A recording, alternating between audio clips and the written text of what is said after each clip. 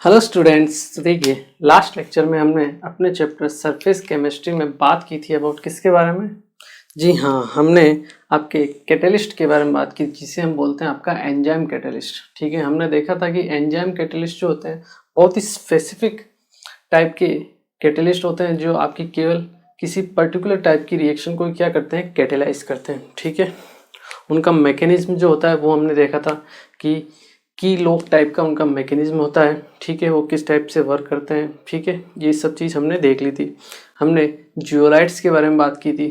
जी हाँ, जियोलाइट्स क्या होते हैं, आपके एल्यूमिनो सिलिकेट्स होते हैं। ठीक है, और इसका जो एग्जाम्पल था वो था आपका ZSM5। ठीक है, यहाँ हमने अपना सेकेंड पार्ट कंप्लीट कर दिया था जिसे हम कैटलिस्ट बोलते हैं। ठीक है, अब हम अपना थर्ड पार्ट पढ़ रहे हैं जिसे हम बोलते हैं आपका कोलाइट्स। ठीक है, क्या बोलते हैं, कोलाइट्स। कोलाइट्स में हमने क्लासिफिकेशन देखा था सॉल्यूशन का कि जो आपका जो सॉल्यूशन होता है उसे हम तीन टाइप में क्लासीफाई करते हैं। ट्रू सॉल्यूशन, जिसे हम आपके सॉल्यूशन जो चैप्टर है उसमें पढ़ लेते हैं। ठीक है, सेकंड है आपका कोलाइड और थर्ड है आपका सस्पेंशन। ठीक है, सस्पेंशन को हम पढ़ते नहीं, उसका साइज वैसे ही बहुत बड़ा होता है। ठीक है ना, तो यहाँ हम पढ़ेंगे मेनली किसके बारे में, आपके कोलॉइड्स के बारे में। ठीक है, कोलॉइड्स वो होते हैं जिनकी साइज क्या होती है 1 mm से 1 नैनोमीटर से 1000 नैनोमीटर के बीच में। ठीक है, और ये आपके हेट्रोजीनियस मिक्सचर होते हैं। ठीक है, नेचर में कैसे होते हैं, आपके हेट्रोजीनियस। ठीक है, तो चलिए स्टार्ट करते हैं कोलाइड्स के बारे में। ठीक है, देखिए कोलाइड्स क्या होते हैं। अगर हम कोलाइड्स के बारे में बात करें तो these are the heterogeneous mixture, हम लिख सकते हैं these are the heterogeneous mixture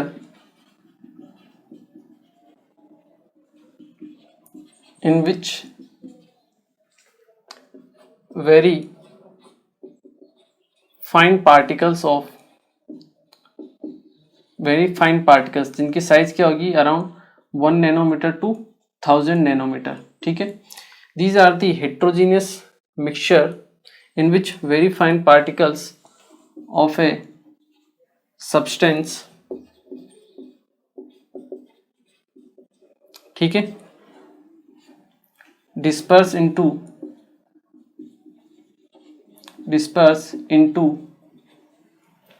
another substance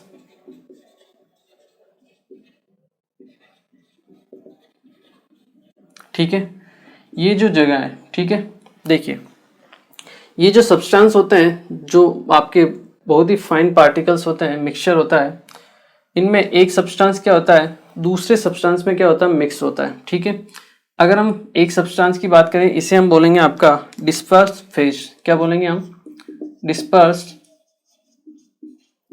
phase. और ये होता है आपका दूसरा जो सब्सटेंस, उसे हम बोलते हैं आपका डिस्पर्जन मीडियम या फिर डिस्पर्स मीडियम।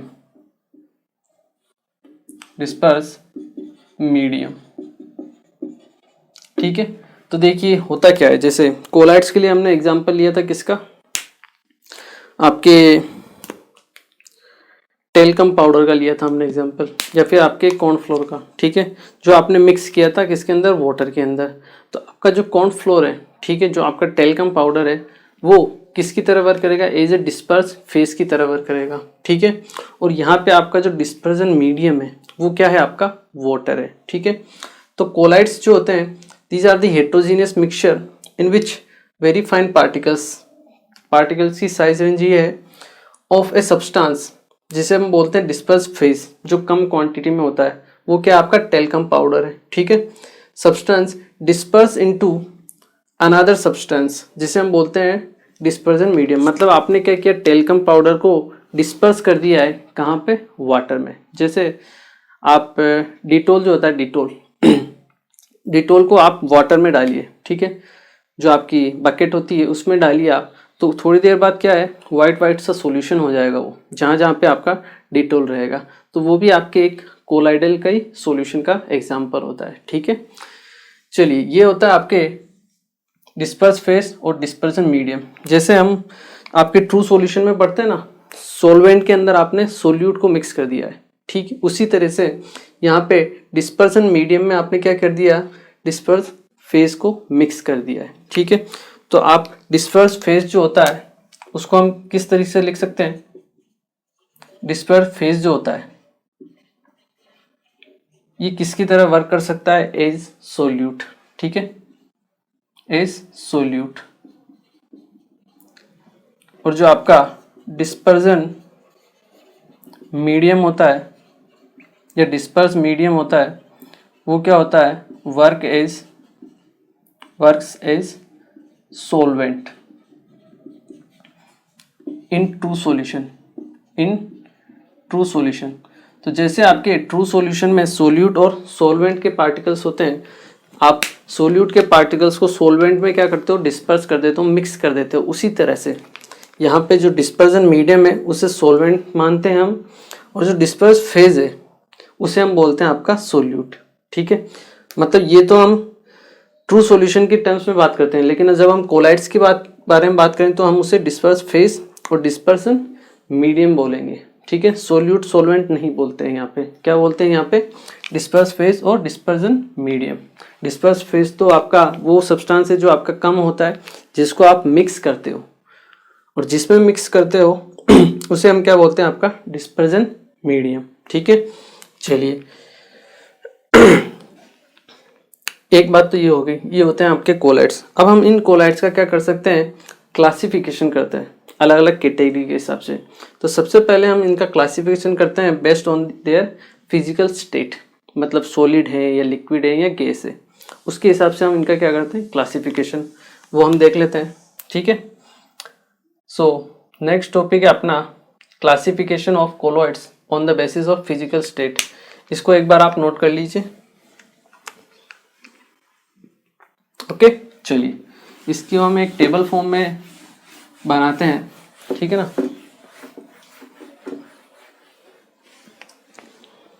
नेक्स्ट है आपका क्लासिफिकेशन ऑफ कोलॉइड्स,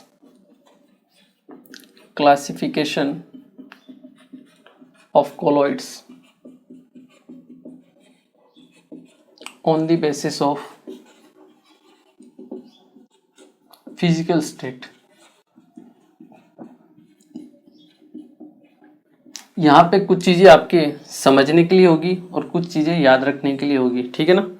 तो एग्जाम्पल्स वगैरह आपको याद रखने पड़ेंगे, ठीक है।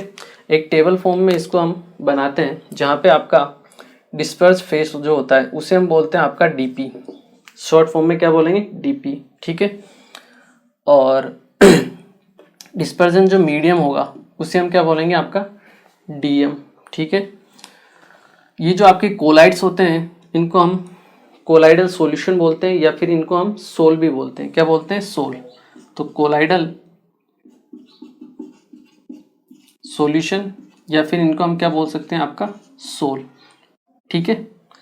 और लास्ट में हम देखते हैं इनके लिए एग्जाम्पल, कि एग्जाम्पल कौन कौन से हो सकते हैं, ठीक है। तो इस टाइप की आपकी एक टेबल फॉर्म में बनेगी, ठीक है, जिसको आपको ध्यान रखना है,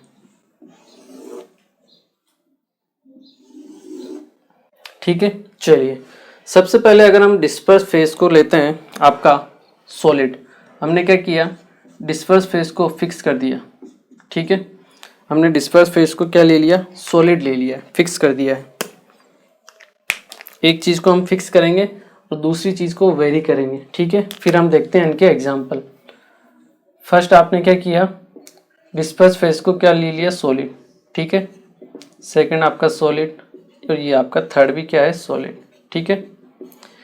डिस्पर्स जो आपका मीडियम है, अब आप मीडियम चेंज कर रहे हो, ठीक है ना। जिसको मिक्स कर रहे हो वो फिक्स है, आप सॉलिड मिक्स कर रहे हो, लेकिन किस में मिक्स कर रहे हो, या तो ये सॉलिड हो सकता है, या ये आपका लिक्विड हो सकता है, या फिर ये आपका गैस हो सकता है, ठीक है। तो चलिए यहाँ इनके हम एग्जाम्पल्स देखते हैं, क्योंकि यहाँ पे आपका सॉलिड के अंदर सॉलिड मिक्स हो रहा है, ठीक है। डिस्पर्स मीडियम भी सॉलिड है और डिस्पर्स फेस भी क्या है, सॉलिड, मतलब आप सॉलिड के अंदर सॉलिड को मिक्स कर रहे हो। तो इन्हें हम बोलते हैं आपका सॉलिड सोल्स, क्या बोलते हैं हम इन्हें, सॉलिड सोल्स, ठीक है। और इनके एग्जाम्पल्स जो होते हैं आपके जेम स्टोन्स, ठीक है, या फिर कलर्ड आपके जो प्लास्टिक्स वगैरह होते हैं ना, उनको हम ले सकते हैं कलर्ड प्लास्टिक, ठीक है, या फिर कलर्ड ग्लास ले लीजिए आप, और ज़्यादा अप्रोप्रिएट रहेगा।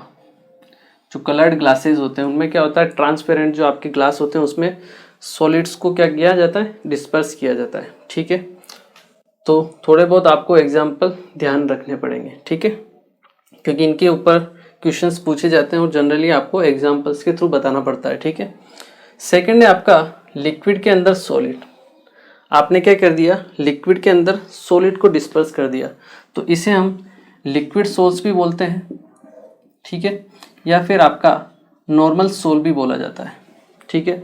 अब एग्जाम्पल ढूंढिए आप, लिक्विड के अंदर आपने क्या कर दिया है, सॉलिड को डिस्पर्स कर दिया है, तो इसका बेस्ट एग्जाम्पल होता है आपके जो पेंट वगैरह होते हैं या फिर डिस्टेम्पर वगैरह जिसको आप पेंट करते हो वो होते हैं, वो आपके किस कैटेगरी में आते हैं, इस कैटेगरी में आते हैं। उसमें क्या होता है, आपके जो लिक्विड रहता है, वाटर रहता है, उसके अंदर आप सॉलिड पार्टिकल्स को क्या करते हो, मिक्स करते हो, डिस्पर्स करते हो, तब आपके पेंट फॉर्म होता है, ठीक है। तो आपके लिए बेस्ट एग्जाम्पल क्या रहेगा, इसके लिए पेंट रहेगा, ठीक है। जो आपको ध्यान रखना है, लिक्विड के अंदर आपने क्या किया है, सॉलिड को मिक्स किया है, ठीक है। थर्ड अगर हम देखें यहाँ पे, गैस के अंदर आपने क्या किया, सॉलिड को मिक्स किया। गैस के अंदर सॉलिड को जब हम मिक्स करते हैं, इन्हें जब आपका डिस्पर्सन मीडियम गैस होता है तो इन्हें हम बोलते हैं आपके एरोसोल। क्या बोलते हैं, एरोसोल। जब आपका डिस्पर्स मीडियम क्या हो, गैस, उन्हें हम क्या बोलेंगे, एरोसोल, ठीक है। एग्जाम्पल देखिए, गैस के अंदर आप सॉलिड को मिक्स कर रहे हो, ठीक है। गैस के अंदर सॉलिड को कब मिक्स किया जा सकता है, जैसे आपकी डस्ट वगैरह है, डस्ट में क्या होता है, आपके जो आप झाड़ू लगाते हो वहाँ पे क्या होता है, झाड़ू लगाने पे जो सॉलिड के छोटे छोटे पार्टिकल्स होते हैं वो आपके कहाँ मिक्स हो जाते हैं, आपकी एटमॉस्फेयर में। एटमॉस्फेयर में गैस आपकी प्रेजेंट रहती है, तो वो किस कैटेगरी में आएगा, गैस के अंदर आपके सॉलिड पार्टिकल्स इकट्ठा हुए रहते हैं, ठीक है। स्मोक हो गया, जो धुआं होता है स्मोक, उसमें क्या होता है, आपके अनबर्न कार्बन के पार्टिकल्स होते हैं, वो क्या होते हैं, छोटे छोटे पार्टिकल्स, सॉलिड ही होते हैं, वो आपके गैस में, एटमॉस्फेयर में रहते हैं, ठीक है। जो बाद में आपके जब आप सांस लेते हो तो आपके लंग्स में जाके इकट्ठे हो जाते हैं, तो आपको प्रॉब्लम होती है, तो वो भी हो सकता है स्मोक। यहाँ पे क्या रहते हैं, आपके अनबर्न कार्बन पार्टिकल्स, ठीक है।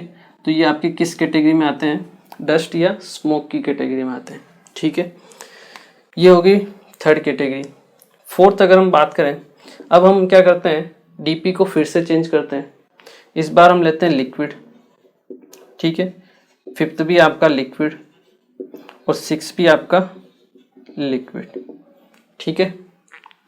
फिर से जो डीएम होगा, डिस्पर्स मीडियम, वो एक तो सॉलिड हो सकता है, या आपका लिक्विड हो सकता है, या आपका गैस हो सकता है, ठीक है।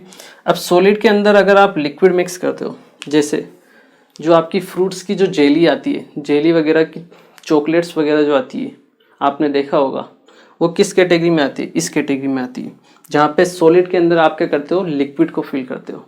तो इसके लिए बेस्ट एग्जाम्पल होता है आपके जेलीज। क्या होता है, जेलीज, जो खाने वाली होती है, या फिर इनको हम क्या बोल सकते हैं, जेल बोलते हैं। क्या बोलेंगे हम इनको, जेल बोलते हैं, ठीक है। जेलीज हो गई, या फिर आपके जो बटर होता है, बटर मिल्क, बटर जो होता है, बटर, उसमें क्या होता है, उसमें भी यही होते हैं, आपके फैट्स जो होते हैं, आपके सॉलिड फैट्स होते हैं, उनके बीच में आपका लिक्विड रहता है, ठीक है। तो आप यहाँ पे बटर का एग्जाम्पल भी लिख सकते हो, ठीक है। ये भी इम्पोर्टेंट है, जो आपको ध्यान रखना है, ठीक है। जेलीज हो गई, बटर हो गया, या आपका चीज़ ले लीजिए आप, ये सब किस कैटेगरी में आएंगे, ये आपके सॉलिड के अंदर लिक्विड की कैटेगरी में आएंगे, ठीक है। तो नेक्स्ट टाइम जब भी आप इन चीज़ों की तरफ देखो, तब आपको ये चीज़ ध्यान आनी चाहिए कि यहाँ पे कौन सा डिस्पर्स फेज है और कौन सा डिस्पर्सन मीडियम है। तभी आप जब इनको रियल लाइफ से रिलेट करोगे, तभी आपको ये चीज़ें याद होगी, ठीक है। चलिए, लिक्विड के अंदर जो अगर हम लिक्विड को मिक्स करते हैं, इसको हम बोलते हैं इमल्सन। क्या बोलते हैं, इमल्शन। और इसका बेस्ट एग्जांपल होता है आपका मिल्क, ठीक है। मिल्क के अंदर क्या होता है, लिक्विड के अंदर हम लिक्विड को मिक्स करते हैं, ठीक है। मिल्क बेस्ट एग्जांपल होता है। यहाँ पे और बात करें हम, थर्ड जो रहेगा आपका गैस के अंदर लिक्विड, अगर गैस डिस्पर्सन मीडियम है आपका, ठीक है, तो इन्हें हम क्या बोलते हैं, आपका एरोसोल। क्या बोलेंगे हम, एरोसोल, ठीक है। और गैस के अंदर आपने लिक्विड को मिक्स कर दिया, जैसे फोग, मिस्ट, उसमें क्या होता है, आपके जो धुआं होता है उसमें क्या होता है, वाटर वेपर्स रहती है, लिक्विड होता है, तो वो किस कैटेगरी में आएंगे, आपके एरोसोल की कैटेगरी में, इस कैटेगरी में, जहाँ पे फोग हो गया, मिस्ट हो गया, ठीक है, जो आपके क्लाउड्स वगैरह होते हैं वो सब इसी कैटेगरी में आते हैं, ठीक है। क्लाउड्स सब इसी कैटेगरी में आएंगे, ठीक है। चलिए, ये हो गए आपके 6 टाइप के कैरेक्टर तो हो गए। नेक्स्ट हम बात करेंगे आपके किसके लिए, जब आपका डिस्पर्स फेज क्या हो जाए, सॉलिड हो गया, लिक्विड हो गया, डिस्पर्स फेज हो जाए आपके लिए गैस। जब आपकी गैस आ जाता है 7/8 गैस, यहाँ पे आ जाए आपके सॉलिड और ये आ जाए लिक्विड, ठीक है। अब देखिए, सॉलिड के अंदर गैस है, जब आपका सॉलिड डिस्पर्स मीडियम होता है तो उसे हम क्या बोलेंगे, सॉलिड सोल, तो इसे आप सॉलिड सोल्स बोल सकते हो, सॉलिड सोल्स, ठीक है। सॉलिड के अंदर गैस मिक्स है, ठीक है, सॉलिड के अंदर क्या है, गैस मिक्स है, जैसे स्पंज वगैरह होता है, स्पंज वगैरह जो आप देखते हो, स्पंज में क्या होता है, सॉलिड सरफेस होती है जिसके अंदर क्या होती है, ट्रैप एयर प्रेजेंट होती है, तो वो किस कैटेगरी में आएंगे, आपके इस कैटेगरी में, सॉलिड सोल में, जहाँ पे सॉलिड में गैस फिक्स है, जैसे आपका स्पॉन्ज हो गया, ठीक है। इस चीज़ को आपको ध्यान रखना है। इसके अलावा और कोई एग्जाम्पल हो सकता है, जैसे स्पॉन्ज,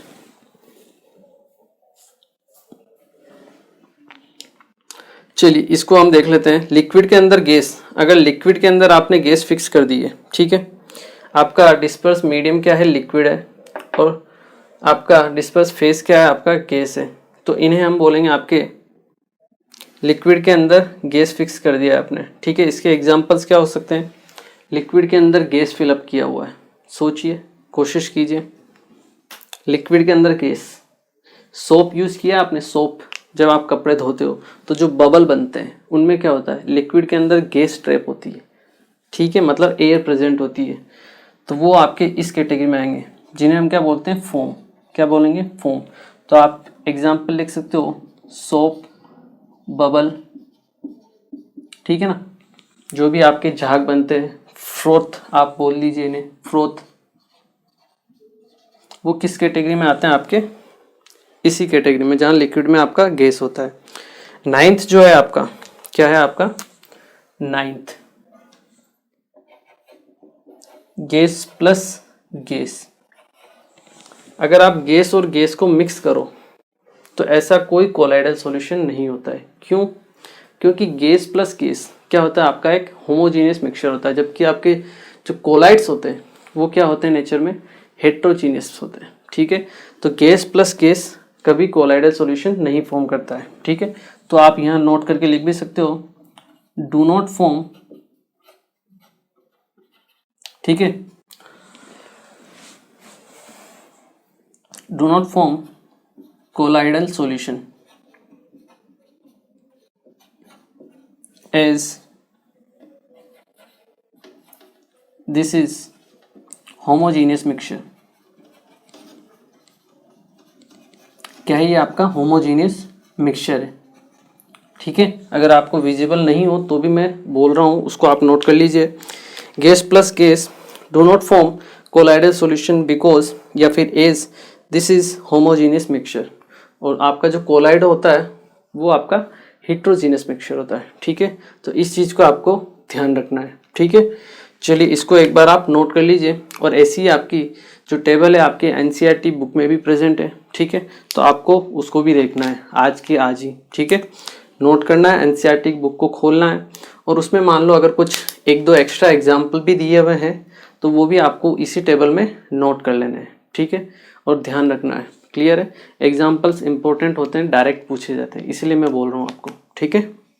चलिए इसको एक बार आप नोट कीजिए, फिर हम दोबारा से आपका कोलॉइड्स का क्लासिफिकेशन करते हैं आपकी साइज के हिसाब से। किसके हिसाब से? साइज के हिसाब से। हमने फिजिकल स्टेट के हिसाब से तो क्लासिफिकेशन कर ही लिया है, अब हम इनकी साइज के हिसाब से भी क्या कर सकते हैं? क्लासिफिकेशन करते हैं। चलिए अब हम स्टार्ट करते हैं आपके सेकंड टाइप ऑफ क्लासिफिकेशन, जो किसके बेसिस पे होगा? आपके पार्टिकल की साइज के हिसाब से। ठीक है, ये आपके स्टेट के हिसाब से था, फिजिकल स्टेट के हिसाब से।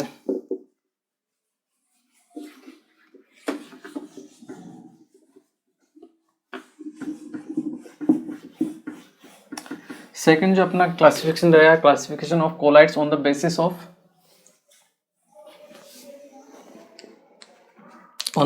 Of their size. अगर हम उनकी साइज के बेसिस पे बात करें तो देखिए कुछ आपके मॉलिक्यूल्स होते हैं जो कोलाइडल रेंज में नहीं होते हैं। ठीक है, मान लो अगर हम बात करें कोलाइड की रेंज क्या होती है? 1 नैनोमीटर से 1000 नैनोमीटर के बीच में। बट मान लो कोई मॉलिक्यूल हो जिसकी साइज हो 0.5 नैनोमीटर, तो क्या वो कोलाइडल रेंज में आएगा? नहीं आएगा। बट मान लो 0.5 नैनोमीटर की रेंज के आपके एक से ज़्यादा मॉलिक्यूल्स अगर आपस में इकट्ठा हो जाए, एग्रीगेट हो जाए एक जगह पे, तो फिर वो आपके कोलाइडल रेंज में आ जाते हैं। ठीक है, तो उस टाइप के आपके एक क्लासिफिकेशन उस टाइप से होगा। दूसरा क्लासिफिकेशन ऐसे हो सकता है कि कोई पार्टिकल्स वो हो सकते हैं आपके मॉलिक्यूल्स जो ऑलरेडी आपके प्रेजेंट हो किसमें? कोलाइडल रेंज में। ठीक है, तो उसके बेसिस पे भी क्लासिफिकेशन हो जाएगा आपका। तो यहाँ हम क्लासिफिकेशन पढ़ते हैं। ठीक है, उनकी साइज के हिसाब से फर्स्ट क्लासिफिकेशन रहेगा आपका, जिसे हम बोलेंगे आपका मल्टी मोलिकुलर कोलाइड्स। क्या बोलेंगे?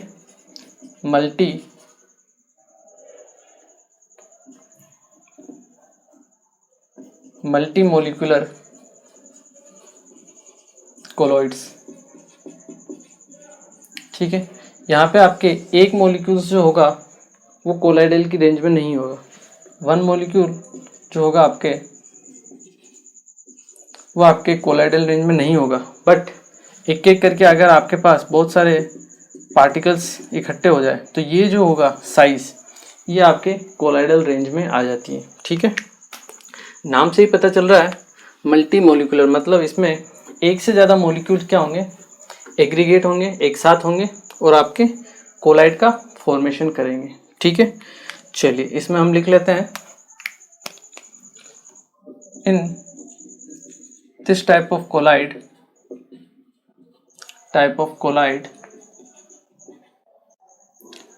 the single molecule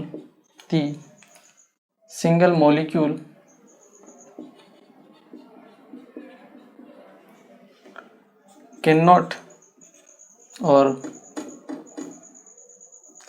the single molecule is not lie in the range of colloid, but these molecules may aggregate,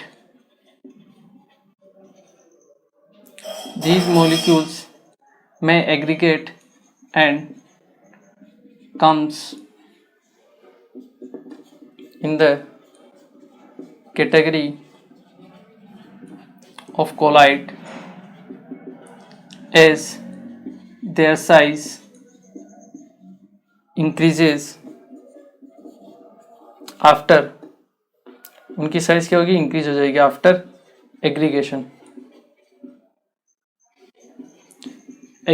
में। ठीक है, मतलब एग्रीगेशन मतलब साथ में आने में। ठीक है, जैसे इसका अगर हम एग्जांपल लेते हैं तो देखिए S8 मॉलिक्यूल, ठीक है, सल्फर का 8, या इसे हम बोलेंगे आपका सोल ऑफ सल्फर।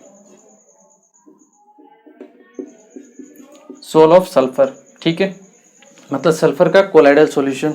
S8 जो आपका मॉलिक्यूल होता है, अगर वो सिंगल है,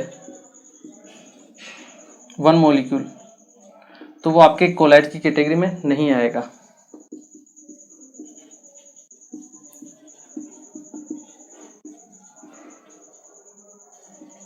not come in category of colloid. ठीक है। बट सल्फर का कोलाइड फॉर्म होता है, उसमें क्या होता है, सल्फर के अराउंड 100 मॉलिक्यूल्स क्या हो जाते हैं, एग्रीगेट हो जाते हैं, एक साथ आ जाते हैं, और तब वो आपके कोलाइडल रेंज में आ जाते हैं। ठीक है, तो सोल ऑफ सल्फर इसमें क्या होगा, आपके around 100 molecules of S8 aggregate and form colloid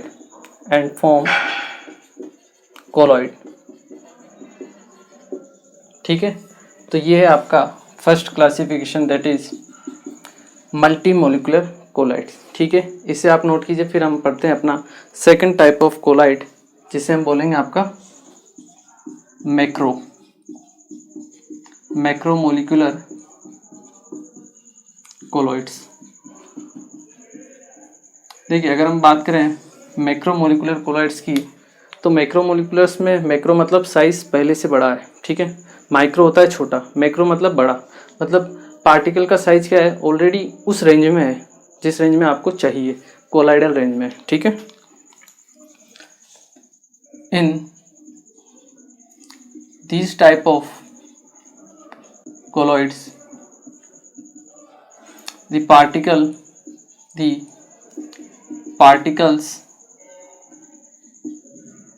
are already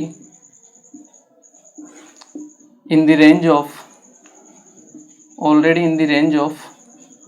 colloids, वो ऑलरेडी आपके कोलॉइड्स की रेंज में होते हैं। जैसे आप आलू को लीजिए और उसको थोड़ी देर पानी में डालिए, थोड़ी देर बाद क्या होगा, पानी का कलर मिल्कीनेस हो जाएगा।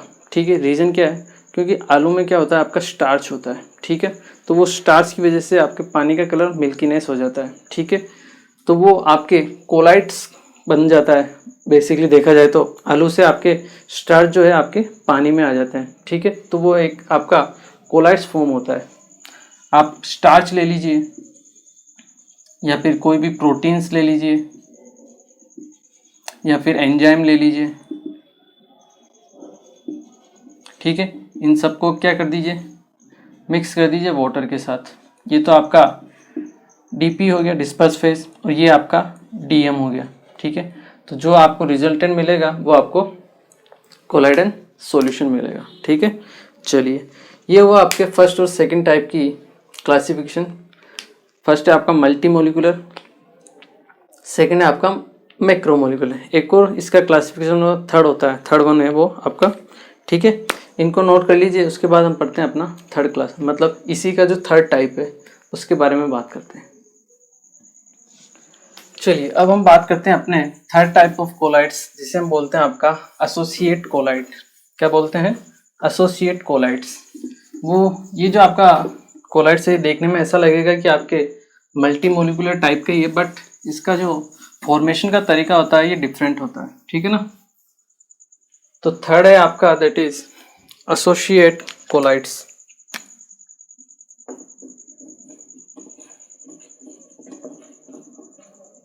कोलॉइड्स, या जिसे हम बोलते हैं मिशेल्स। क्या बोलते हैं, मिशेल।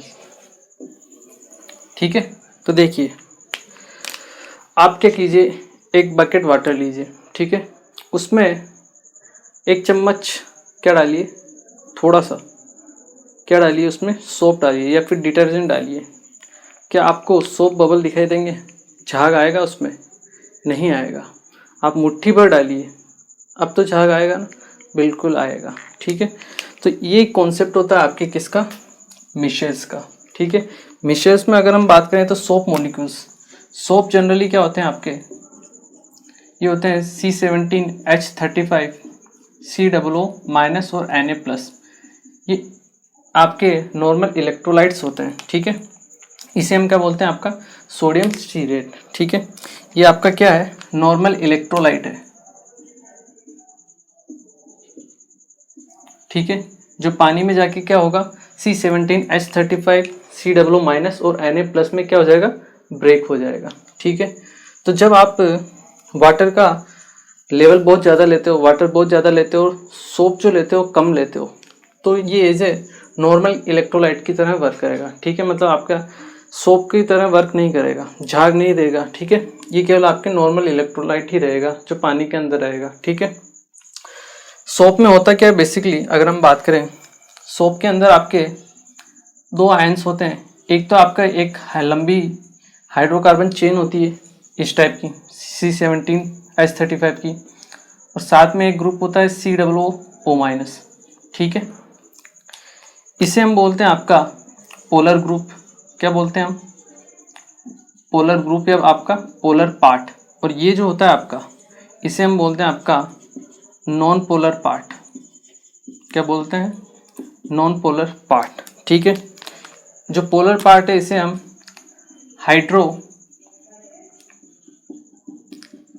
हम बोलते हैं आपका हाइड्रोफिलिक पार्ट। क्या बोलेंगे? हाइड्रोफिलिक पार्ट,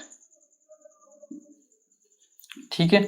और ये जो होता है आपका नॉन पोलर पार्ट, इसे हम बोलते हैं हाइड्रोफोबिक पार्ट। हाइड्रोफोबिक पार्ट, ठीक है। हाइड्रोफोबिक मतलब वाटर को ये रिपेल करता है, और ये क्या करेगा? हाइड्रोफिलिक मतलब जो वाटर को अट्रैक्ट करता है, ठीक है। ये दो तरह के पार्ट होते हैं, ठीक है। अब देखिए मिशेल्स का फॉर्मेशन कैसे होता है, ठीक है। जब आपके लो कॉन्सेंट्रेशन होती है, जब आपने सोप का जो क्वांटिटी है वो बहुत कम डाली है, ठीक है, तो उससे होगा क्या? ये जो आपका वाटर मॉलिक्यूल है, ठीक है, ये मान लो आपका वाटर मॉलिक्यूल है, ठीक है। तो इस सोप का जो आपका नेगेटिव पार्ट है वाटर मॉलिक्यूल की तरफ अट्रैक्ट होता है, ठीक है, कुछ इस टाइप से C+O, ठीक है। और ये आपकी लॉन्ग चेन, इसी तरह से C+O, ये आपकी लॉन्ग चेन, ठीक है। C+O,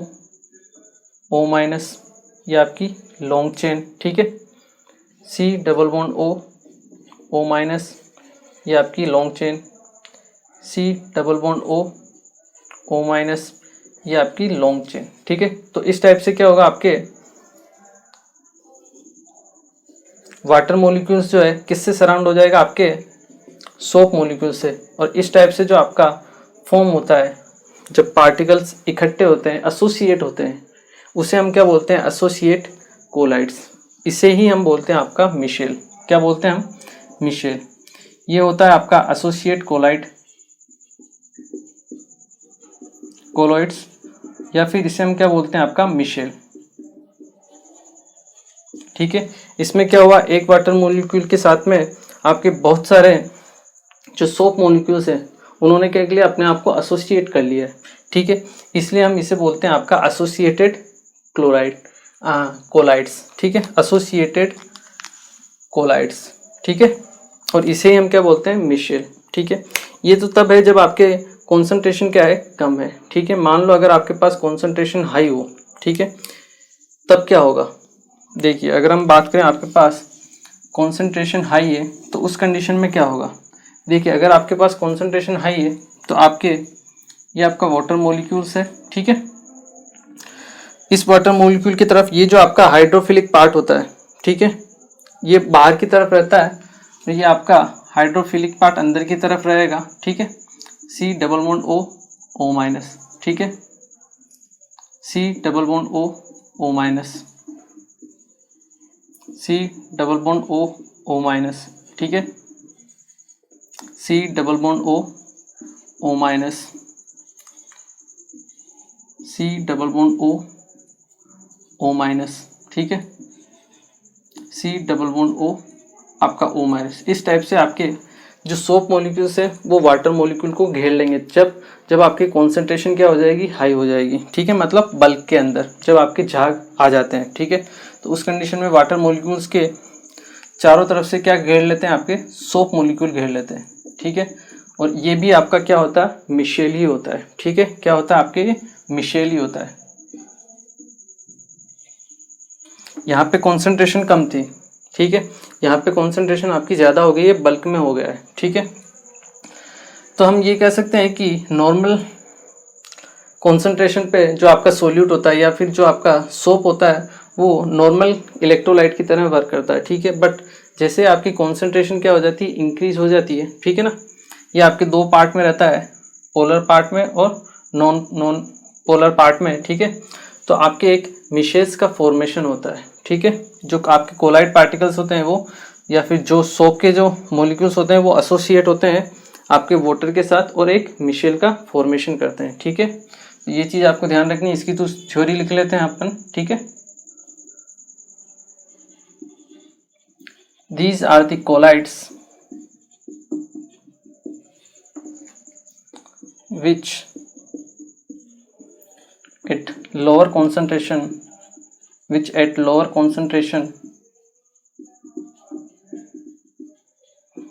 work as normal electrolyte.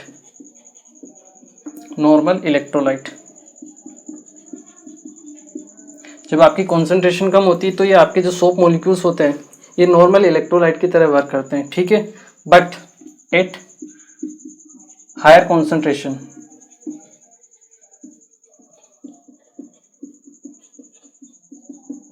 जब आपकी कॉन्सेंट्रेशन हायर हो जाती है, यहाँ पे इस कंडीशन में, ये कंडीशन क्या है आपकी, एट हायर, यहाँ पे लिखिएगा आप एट हायर कंसंट्रेशन, ठीक है ना। ये आप चीज आपको ध्यान रखनी, एट हायर कंसंट्रेशन, ठीक है,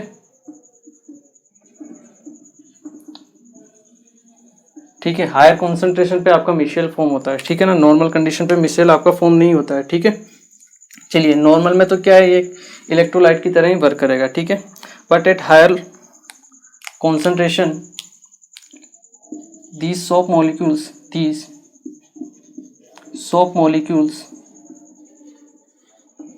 comes together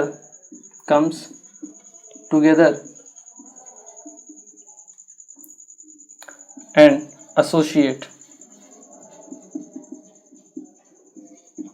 and form michels and form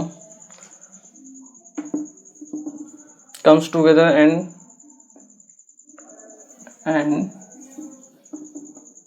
form associate colloids which are known as Michels. इन्हें हम क्या बोलते हैं, आपके मिशेल्स बोलते हैं, ठीक है। लोअर कॉन्सेंट्रेशन पे ये नॉर्मल इलेक्ट्रोलाइट की तरह ही वर्क करेंगे, बट हायर कॉन्सेंट्रेशन पे आपके मिशेल्स की तरह वर्क करेंगे, ठीक है। और एक अगर हम बात करें, एक जो आपका मिशेल्स का मॉलिक्यूल होता है उसमें अराउंड 100 मॉलिक्यूल्स होते हैं, किसके, सोप के, ठीक है। ये चीज़ भी आपको ध्यान रख लेनी है, ऐसे जनरल इंफॉर्मेशन है, ठीक है ना। In one micelle there is around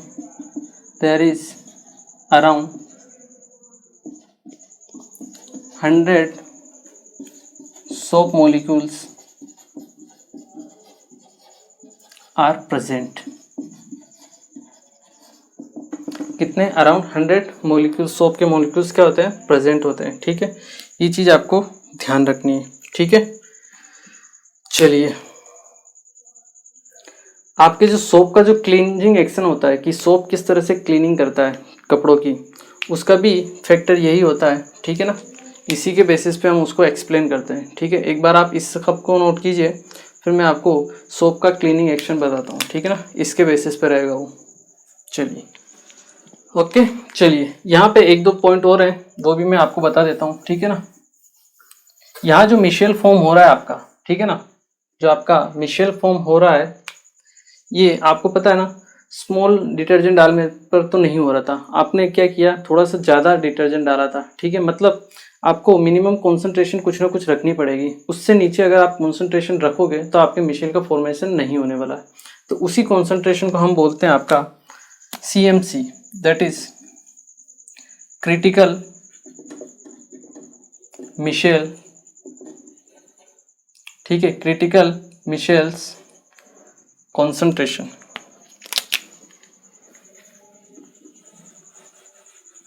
क्या बोलेंगे हम, critical micelle concentration.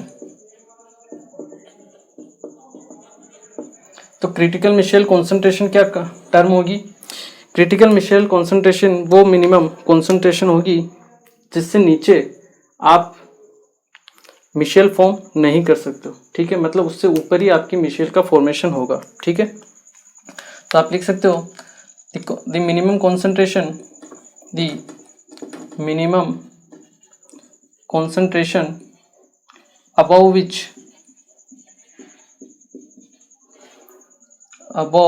which only micelle will form, ठीक है, उससे नीचे मिशेल फॉर्म नहीं होगा, उसे हम क्या बोलेंगे, CMC। That concentration is known as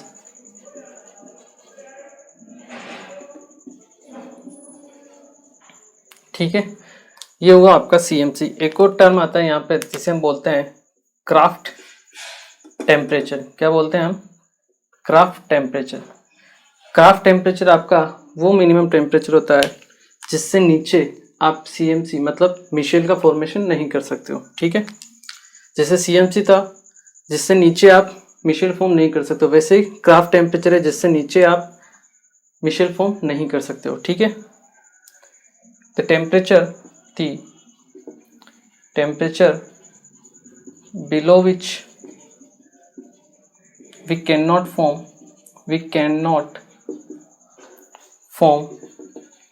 Michel is known as craft temperature. क्या बोलेंगे हम इसे, क्राफ्ट टेम्परेचर, ठीक है। TK से इसको डिनोट किया जाता है, ठीक है। तो CMC, ये आपकी CMC, इससे नीचे आप मिशेल का फॉर्मेशन नहीं कर सकते, उसके ऊपर ही कर सकते हो। और आपका क्राफ्ट टेम्परेचर जिससे नीचे आप मिशेल का फॉर्मेशन नहीं कर सकते हो, उसके ऊपर ही कर सकते हो, ठीक है। यहाँ आप लिख भी सकते हो बिलो विच आपके micelle not form, micelle not form, micelle will form, ठीक है। तो इस तरह से एक डिब्बे में आपको दोनों डेफिनेशन याद हो जाएगी, ठीक है। चलिए इसे नोट कीजिए, फिर हम पढ़ते हैं आपके सोप के क्लींजिंग एक्शन के बारे में, ठीक है। चलिए ओके, चलिए अब हम पढ़ते हैं कि आपका जो सोप है वो कैसे वर्क करता है, उसका क्लींजिंग एक्शन कैसा होता है। वो भी आपके कोलाइड्स की तरह ही वर्क करता है, ठीक है ना, उनका भी इसी तरह का फंक्शन रहता है, ठीक है। तो होता क्या है बेसिकली, जब आप सोप डालते हो, जैसे आपका कोई डर्ट पार्टिकल है, ठीक है, ठीक है, फैब्रिक के ऊपर कोई आपका डर्ट पार्टिकल लग गया है, ठीक है, ये डर्ट पार्टिकल है आपके पास, ठीक है। तो होता क्या है, इस डर्ट पार्टिकल को आपके जब आप सोप मिक्स करते हो, ठीक है, क्या मिक्स करते हो, सोप, तो मिशेल फॉर्म होता है। कैसे, ये आपका हाइड्रोफिलिक पार्ट जो होता है, ये ग्रीस, जो भी आपका ग्रीस है, डर्ट है, जो भी है, उससे एसोसिएट होता है, और आपका जो हाइड्रोफिलिक पार्ट होता है वो होता है C++O, ये आपका बाहर की तरफ रहता है, ठीक है। सेम इसी तरीके से आपका हाइड्रोफिलिक पार्ट बाहर की तरफ रहेगा और आपका हाइड्रोफोबिक पार्ट आपके डस्ट मॉलिक्यूल पे या ग्रीस मॉलिक्यूल पे अटैच रहेगा, ठीक है। ये आपका वाटर लवर पार्ट है, क्या है, हाइड्रोफिलिक पार्ट है, मतलब वाटर को अट्रैक्ट करता है, ठीक है।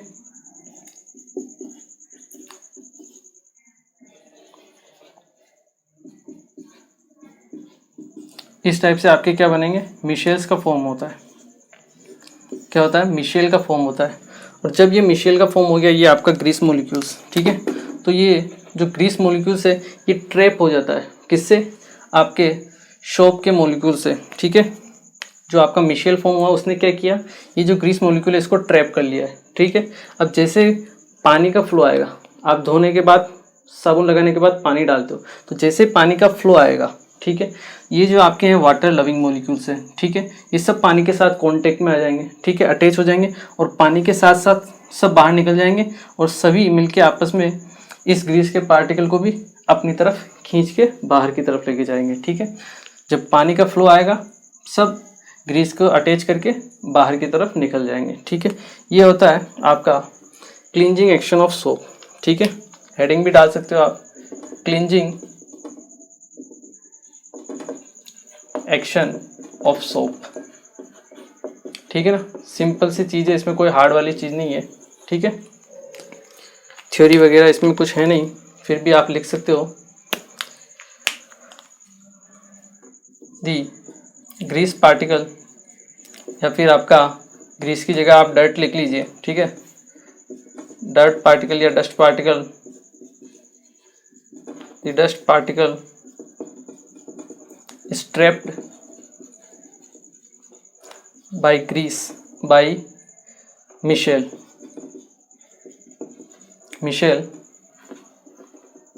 and when water flow will come these mishels took away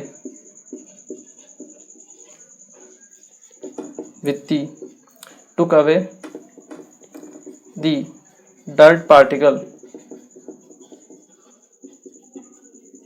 with them, and in this way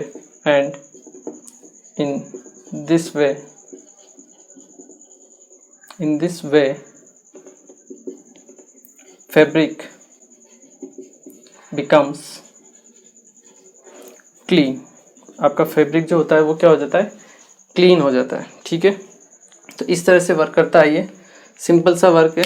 जब मिशेल बनता है, जो वाटर लविंग पार्ट होता है बाहर की तरफ होता है, अंदर की तरफ अगर मान लो आ गया वाटर लविंग पार्ट, तो जब वाटर आएगा, ठीक है, तो ये जो हाइड्रोफिलिक पार्ट है वो तो उससे अटैच होगा ही नहीं। अगर अटैच होगा ही नहीं तो ये जो ग्रीस मॉलिक्यूल्स है वो वापस बाहर जाएगा ही नहीं। ठीक है, तो इसलिए आपका वाटर लविंग पार्ट जो होगा वो बाहर की तरफ रहता है, फ्री रहता है मतलब। ठीक है, वाटर मॉलिक्यूल आएंगे, इसके साथ अटैच होंगे, अट्रैक्शन रहेगा, इसको खींच के बाहर की तरफ लेके चले जाएंगे। ठीक है, चलिए एक बार आप इसे नोट कीजिए। ओके, तो देखिए आज हमने बेसिकली कोलाइड्स के बारे में बात की, और कोलाइड्स में हमने उनका क्लासिफिकेशन किया based on the physical state सबसे पहले। ठीक है, हमने एक चार्ट फॉर्म में उसको क्या किया, क्लासीफाई किया। उसको थोड़ा प्रैक्टिस करना पड़ेगा आपको, तब जाके वो याद होंगे। ठीक है, उसके बाद हमने उनका क्लासिफिकेशन किया बेस्ड ऑन देयर साइज। ठीक है, आपके मल्टी मोलिकुलर, मैक्रोमोलिकुलर, और थर्ड है आपका एसोसिएटेड कोलाइड्स, जिन्हें हम बोलते हैं मिशेल्स। ठीक है, इंपॉर्टेंट है, मिशेल वाला पोर्शन इंपॉर्टेंट है, इसमें से क्वेश्चंस जनरली पूछ लिए जाते हैं। ठीक है, इसका एक और टाइप का क्लासिफिकेशन होता है जो बेस्ड होता है interaction between disperse phase and dispersion medium. Disperse phase और डिस्पर्जन मीडियम में जो इंटरेक्शन होता है उसकी वजह से आपका क्लासिफिकेशन ये होता है। ठीक है, इसे हम पढ़ेंगे अपनी नेक्स्ट क्लास में। ठीक है, तब तक इनको आप अच्छे से रिवाइज कीजिए। मिलते हैं फिर next lecture. Thank you very much.